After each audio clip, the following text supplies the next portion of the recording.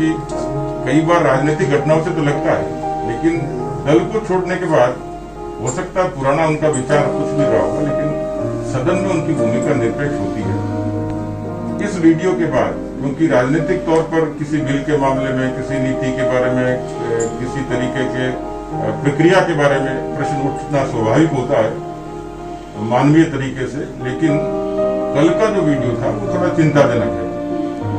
यदि इसमें सच्चाई है, लेकिन वीडियो में तो क्योंकि दिखते हैं, चेहरे भी दिखते हैं, आवाज भी दिखती है, इसलिए उसमें किसी प्रयोगशाला की मुझे लगता है आवश्यकता नहीं होती।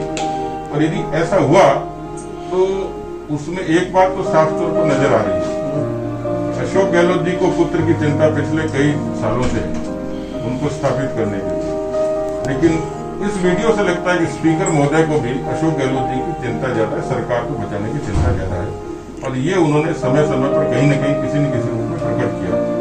अब वीडियो के बारे में बात सिर्फ इतनी है कि उसकी वैधानिकता के बारे में, उसकी सत्यता के बारे में खुद वो कहें ज्यादा बेहतर होगा, और सच्चाई है जो दिखती है तो उनको नैतिक रूप से सदन की गरिमा और निरपेक्षता को बनाए रखने के लिए कम से कम इस पद पर बने रहना मुझे उचित लगता नहीं। वो आगे आएंगे तो मुझे लगता है कि राजनीति में एक बड़ा उदाहरण पेश करेंगे। क्या वैसे तो राज्यपाल महोदय ने भी लिखा और हम लोगों ने भी कहा था, और जब सत्रावसान हुआ था तो इस बात का साफ उल्लेख था कि 1000 से भी ज्यादा कर्मचारी, 200 से ज्यादा विधायक, उनका स्टाफ, यानी हजारों लोगों के बीच में संक्रमण को रोकने की क्या रेमेडी होगी। तो एक बहुत कैजुअल सा जवाब स्वास्थ्य मंत्री ने दिया कि सबकी कोरोना जांच करा लेंगे, पीपी किट दे देंगे।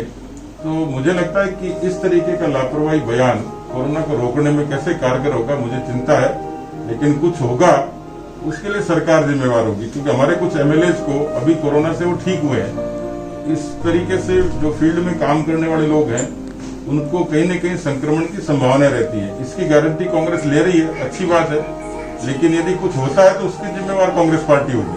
अच्छा नहीं कि सत्र नहीं बुलाया जाए, लेकिन सरकार के आचरण से लगता था कि सरकार डरा कर, धमका कर, राजभवन को घेरने की धमकी दे के, कानून व्यवस्था को भंग करने की धमकी दे के सत्र बुलाना चाह रही थी, जो परंपराओं के खिलाफ थी। इसलिए संवैधानिक व्यक्ति पर इस तरीके के प्रश्न खड़े करके एक भ्रम पैदा किया था।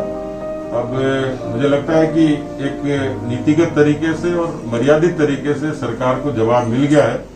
राज्यपाल महोदय ने सत्र आहूत करने की जो आदेश जारी किए हैं, तो बाकी सब मसले खत्म हो गए। अब तो सदन तय करेगा और आने वाला भविष्य तय करेगा। भारतीय जनता पार्टी के विधायक तो मजबूत ही है, हमें तो अपनी मजबूती में कहीं कोई संशय लगता नहीं है। रही बात रणनीति की, क्योंकि अभी तक सदन का बिजनेस तय नहीं हुआ, खाली एक चर्चा है कि कोरोना की चर्चा के बारे में, कुछ बिल्स की चर्चा के बारे में कहा है। इसका भी कोई बहुत जरूरत इस समय लगती नहीं थी, लेकिन उनकी क्या मंशा है, उनकी रणनीतिक मंशा के हिसाब से हम जवाब देंगे, अपनी रणनीति तय करेंगे।